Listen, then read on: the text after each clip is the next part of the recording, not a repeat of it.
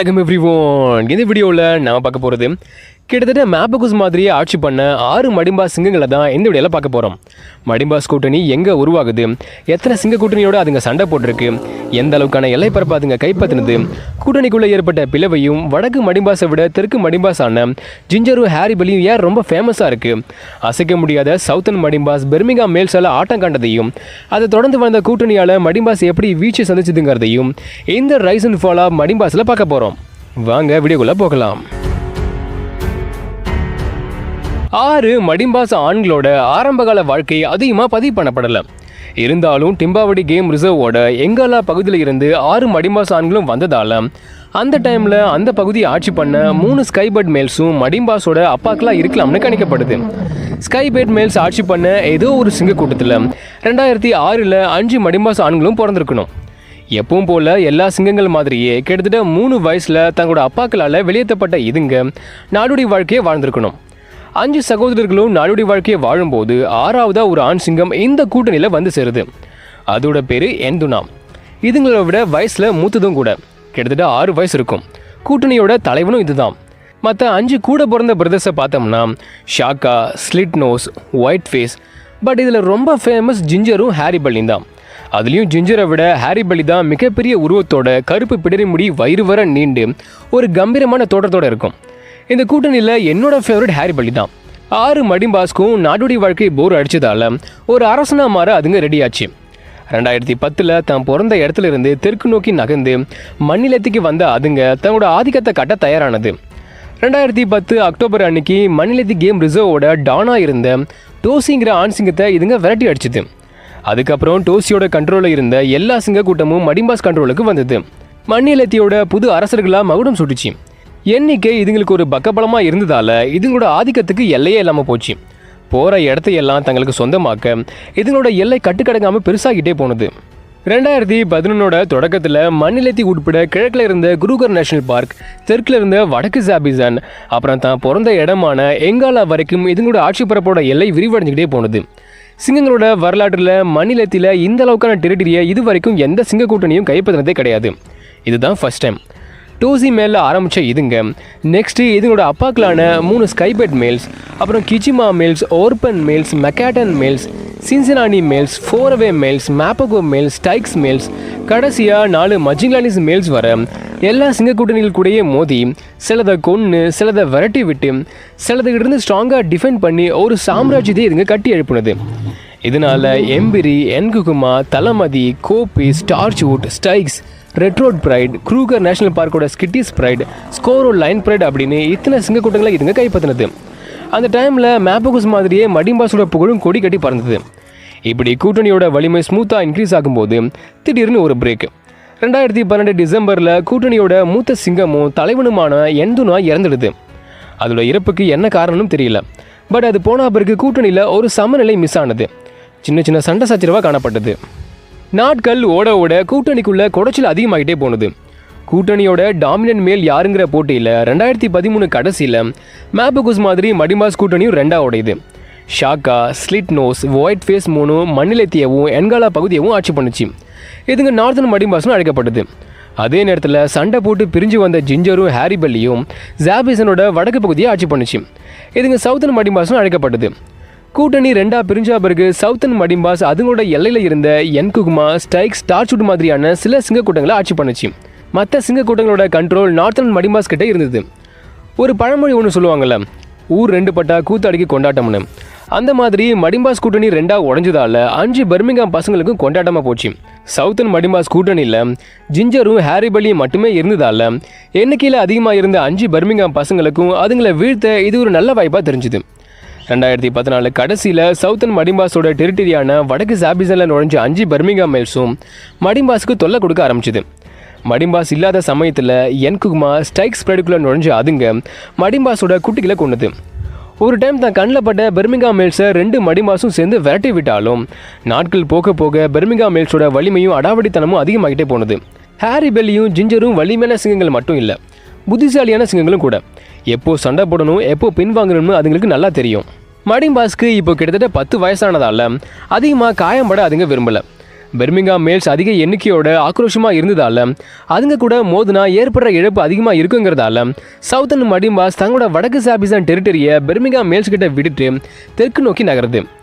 லைஃப்பில் first time மடிம்பாஸ் தோல்வியை சந்திச்சிருக்கு. தெற்கு நோக்கி நகர்ந்த அதுங்க மஜிங்லானிஸோட டெரிட்டரிக்குள்ளே இருந்த லோண்டாலோசியில் அத்துமீறி நுழையுது. 2015 செப்டம்பர் மாதம் தங்களோட டெரிட்டரியில் மடிம்பாஸ் இருக்கிறத தெரிஞ்சுக்கிட்ட 2 மஜிங்லானிஸ் அதுங்களுக்கு எச்சரிக்கை கொடுக்குற விதமாக பயங்கரமாக கர்ஜனை பண்ணி அதுங்களை விரட்டி அடிக்குது. அந்த நேரத்தில் பின்வாங்கினாலும் மஜிங்லானிஸோட டெரிட்டரியை விட்டு கிளம்பாத மடிம்பாஸ் அதுங்க கண்ணில் படாமல் அதுங்களோட டெரிட்டரியில் இருந்த சலாலா பிரேடையும் மங்கேனி பிரேடையும் கைப்பற்றி ஆட்சி பண்ணிச்சு. 2016 ஜனவரியில் மடிம்பாஸை மறுபடியும் மீட் பண்ண மஜிங்லானிஸ் நீ இன்னும் இங்கேருந்து கிளம்பலியாடான்ட்டு மறுபடியும் ஒரு சேசிங் நடக்குது.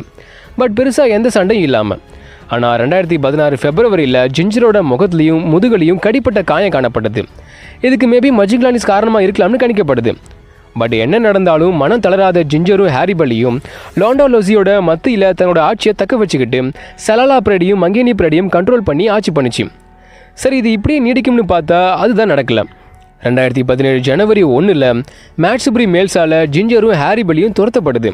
3 மணி நேரம் நடந்த சேசிங்கில் லோண்டாலோசியை விட்டு மடிம்பாஸை மேட்சுபுரி துரத்தி அடிச்சுது. நல்ல வேலையாக பெரிய சண்டை எதுவும் இல்லாமல் மடிம்பாஸ் தப்பிச்சதே பெரிய விஷயம்.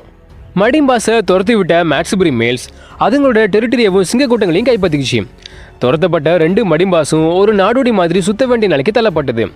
லோண்டாலோஸில் இருந்து மண்ணிலத்துக்கு போன அதுங்க அங்கிருந்த பெர்மிங்காம் மேல்ஸோட வடக்கு சாபிசானில் நுழைஞ்சுது. அங்கே தான் ஒரு சம்பவம் நடக்குது. 2017 ஆகஸ்ட் 15 பெர்மிங்காம் மேலான என்சுக்கு ஸ்டைக்ஸ் பிரைடோடு சேர்ந்து ஒரு எருமை மாட்டை வேட்டையாடி இருக்கு. வேட்டையாடின எருமையை பாதி சாப்பிட்ட நிலையில் என்சுக்கு தண்ணி குடிக்க போயிருக்கு. அப்போ பசியாக இருந்த ஹாரிபல்லி ஃப்ரீயாக கிடைச்ச மீலை சாப்பிட ஆரம்பிச்சிருக்கு. திரும்பி வந்த என்சுக்கு ஹாரிபல்லி கிட்ட ஒரு சின்ன எதிர்ப்பை காட்டுது. ஆனால் பின்வாங்காத ஹாரிபல்லி தொடர்ந்து மீலை கண்டினியூ பண்ணுது. கரண்ட் கிங்குக்கும் ஓல்டு கிங்குக்கும் இடையிலான ஒரு அமைதியான உடன்படிக்கை, அதாவது சாப்பிட்டுட்டு அமைதியாக இங்கிருந்து கிளம்பிடணுங்கிறது தான் அது. அக்ரிமெண்ட் படி பெர்மிங்காம் டெரிட்டரியில் இருந்து அமைதியாக வெளியேறின மடிம்பாஸ் மணிலத்துக்கு வந்து சேருது. இங்கே தான் தங்களோட அடுத்த எதிரியை மீட் பண்ணுது. அதுங்க தான் 3 அவோகா மேல்ஸ். டிசம்பர் 21, 2017 2 மடிம்பாஸ்க்கும் 3 அவோகா மேல்ஸுக்கும் ஒரு சண்டை நடக்குது. இதில் ஒரு மடிம்பாஸுக்கு தான் மோசமான காயம் ஏற்பட்டது. பட் விட்டு கொடுக்காத மடிம்பாஸ் தொடர்ந்து சேர்ந்து எதிர்த்து நிற்குது. சண்டைக்கு அப்புறம் மடிம்பாஸும் அவாக்கோஸும் தனித்தனியாக பிரிஞ்சுடுது. ஆனால் சண்டை இன்னும் ஓஞ்சப்பாடில்லை. அடுத்தடுத்த நாள் பதற்றம் அதிகமாகிட்டே போனது. 2 கூட்டணியும் கர்ஜனை மூலமாக தங்களோட வலிமையை அறிவிச்சுது. மடிம்பாஸ் இந்த வயசுலையும் இளமையான வலிமையான அவாக்கோஸை எதிர்த்து நின்றுது. ஒரு கட்டத்தில் மடிம்பாஸோட வலிமையை புரிஞ்சுக்கிட்ட அவாக்கோஸ் பின்வாங்குது. இந்த சண்டையில் வெறும் மிரட்டல் மூலமாகவே மடிம்பாஸ் வெற்றி அடைஞ்சுது. ஜிஞ்சரும் ஹாரிபெல்லியும் எந்த அளவுக்கு பவர்ஃபுல்லுங்கிறத இந்த ஒரு சம்பவமே நமக்கு புரிய வச்சிருக்கும். இதுங்க 2ஐயும் almost Mr T and Kinky Tail அளவுக்கு கம்பேர் பண்ணலாம். இப்போது இதுங்களுக்கு கிட்டத்தட்ட 12 வயசு இருக்கும். சராசரியாக ஒரு ஆண் சிங்கம் இந்த வயசு வரைக்கும் வாழ்கிறதே பெரிய விஷயம். ஏன்னா காட்டில் ஆண் சிங்கங்கள் சராசரியாக 10 வயசு வரை தான் வாழும். அதை தாண்டி உயிர் பிழைக்கிறது ரொம்ப ரேர். ஸோ இந்த வயசான காலத்தில் பெரிய விலங்குகளை வேட்டையாட முடியாததால் சின்ன கண்ணுக்குட்டியை வேட்டையாடிக்கிட்டு மற்ற பிரைடோட பென்சில்கள் வேட்டையாடின இறையை அபகரிச்சுக்கிட்டு இறந்து போன விலங்குகளை சாப்பிட்டுக்கிட்டு ஒரு நாடோடியாக இதுங்க சுற்றி வருது. இதுக்கு மேலேயும் இதுங்க அதிக காலம் உயிர் வாழணும்னா ஏதாச்சும் ஒரு அதிசயம் நடந்து இலவச உணவு கிடச்சிக்கிட்டே இருக்கணும். அதுக்கு என்ன வழின்னு தேடும்போது தான் அந்த ஒரு அதிசயம் கண்ணில் தென்படுது. ஜாபிசானில் லெப்பர்ட் ஹில்ஸ் பகுதியில் மஜிங்லானிஸால் கைவிடப்பட்ட ஒத்தாவா பிரைடை இதுங்க பார்க்குது. தலைமை இல்லாத சிங்கக்கூட்டத்தை கைப்பற்றுறது ஈஸி தான். ஆனால் பிரைடில் குட்டிகள் இருக்கிறதால பெண் சிங்கங்கள் மடிம்பாஸை ஏற்றுக்காது. ஆனால் நான் முன்னாடி சொன்ன மாதிரி மடிம்பாஸ் வலிமையானது மட்டும் இல்லை, புத்திசாலியும் கூட. ஸோ அதுங்க என்ன பண்ணுதுன்னா பிரைடோட குட்டிகளை கொல்லாமல் பிரைடோட தலைமை ஆண்களாக மாறுது. குட்டிகளை கொல்லாததால் ஒத்தாவா ஃபீமேல்ஸ் மடிம்பாஸை ஏற்றுக்குது. மஜிங்லானிஸோட குட்டிகளுக்கு மடிம்பாஸ் பாதுகாவலாக மாறுது. அதுங்களை தான் குட்டியாக தத்து எடுத்துக்குது. இறைச்சியை சாப்பிடும்போது குட்டிகளை ஃபஸ்ட்டு சாப்பிட அலோவ் பண்ணுது. இது எந்த சிங்கக்கூட்டத்திலையும் நடக்காத ஒரு அதிசயம். எப்போவுமே ஆண் சிங்கங்கள் ஒரு சிங்கக்கூட்டத்தை கைப்பற்றுச்சுன்னா அதில் இருக்க குட்டிகளை கொன்னுடும். இதுதான் வழக்கமாக நடக்கும்.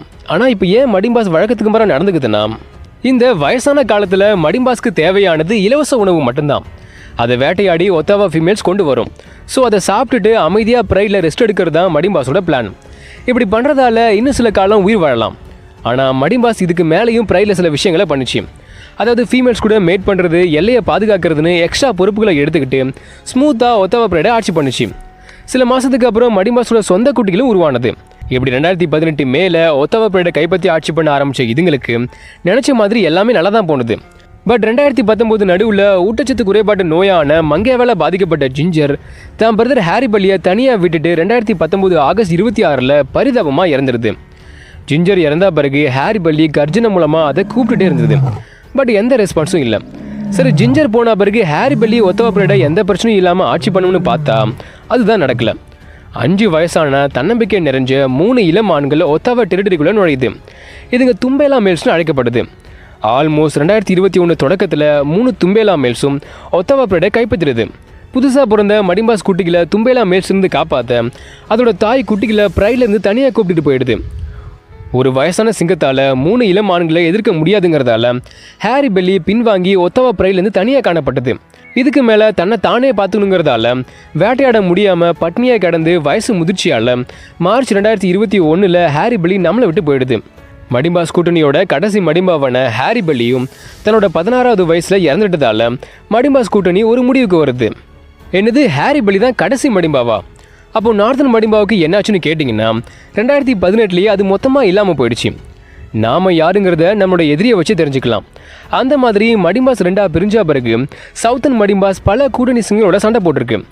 இன்க்ளூடிங் மேபகோஸ், மஜிங்லானிஸ் மாதிரியான ஜாம்பவான்களுடைய சண்டை போட்டிருக்கு. ஸோ ஹாரி பல்லியும் ஜிஞ்சரும் ரொம்ப ஃபேமஸ் ஆனதால் அதுங்களோட ஒவ்வொரு மூமெண்ட்டும் பதிவு பண்ணப்பட்டது. அதுக்கேற்ற மாதிரியே அதுங்களும் தன்னம்பிக்கையோடையும் தைரியத்தோடையும் செயல்பட்டது. பட் இந்த மாதிரியான வீரதீர செயல்கள் நார்த்தன் மடிம்பாஸ் கிட்ட கிடையாது. ஸோ மடிம்பாஸ் பிரிஞ்சா பிறகு நார்த்தன் மடிம்பாஸ் ஆள் அறவம் தெரியாமல் இருந்ததால் அதுங்களை பற்றி அதிகமாக பதிவு பண்ணப்படலை. இருந்தாலும் கிடைச்ச சோர்ஸ் படி 3 நார்த்தன் மடிம்பாவில் 2015 1 அவோகா மேல்ஸால் கொல்லப்பட்டிருக்கு. மீதி 2 மட்டுமே இருந்ததால் 2016 அதுங்களோட ஆட்சி பரப்பிலிருந்து வெளியேற்றப்பட்டிருக்கு. அடுத்து 2017, 18 அப்படின்னு அடுத்தடுத்த வருஷங்களில் மீதி 2 மடிம்பாவும் இறந்து போக 2018 நார்த்தன் மடிம்பாஸ் ஒரு முடிவுக்கு வந்துருச்சு. பட் இதே நேரத்தில் 11 வயசுலையும் வலிமையோடு இருந்த 2 சவுத்தன் மடிம்பாஸும் ஒத்தாவா பீரியடை ஆட்சி பண்ண ரெடியானது. இப்படி ஜிஞ்சரும் ஹாரி பல்லியும் ஃபேமஸான சிங்கங்களாக மாறுறதுக்கு அதோட வலிமையும் புத்திசாலித்தனமும் முக்கிய காரணம். 6 மடிம்பாஸ் ஆண்களோட 10 வருஷ ஆட்சியில் பல சிங்க கூட்டங்களை கைப்பற்றி ஃபீமேல்ஸ் கூட மேட் பண்ணதால் கிட்டத்தட்ட 45 குட்டிகளுக்கு இதுங்க அப்பாவாக இருக்குது.